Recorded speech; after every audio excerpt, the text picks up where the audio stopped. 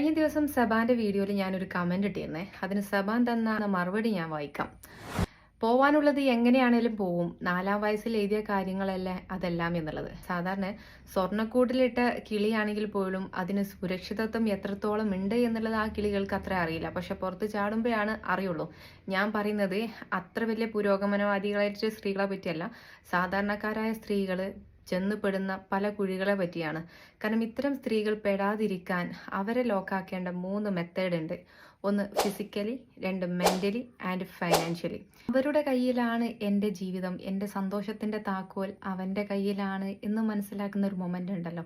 എന്നുവെച്ചാൽ അവൻ്റെ കൂടെ മാത്രമേ ഞാൻ യാത്രകൾ ചെയ്യുള്ളൂ, അവൻ്റെ കൂടെ മാത്രമേ ഞാൻ ജീവിക്കുള്ളൂ എന്നുള്ള മെൻ്റലി അറ്റാച്ച്മെൻ്റ് വരുത്തുന്നതാണ് ഫസ്റ്റ് സ്റ്റെപ്പ്. ഈ ലോകത്ത് അവനിൽ കൂടുതൽ മറ്റാർക്കും എനിക്ക് ഫിസിക്കൽ റിലേഷൻ തരാൻ പറ്റില്ല എന്നുള്ള സ്ത്രീകളുടെ അഡിക്ഷനാണ് രണ്ടാമത്തത്.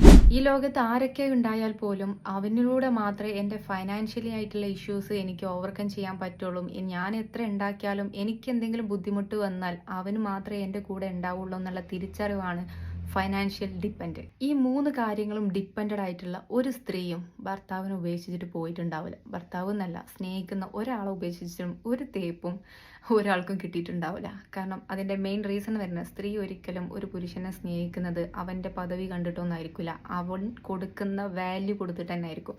അപ്പോൾ അത് വേണമെന്നുണ്ടെങ്കിൽ ഈ 3 കാര്യങ്ങളും അവളിൽ ട്രൈ ചെയ്താൽ മതി.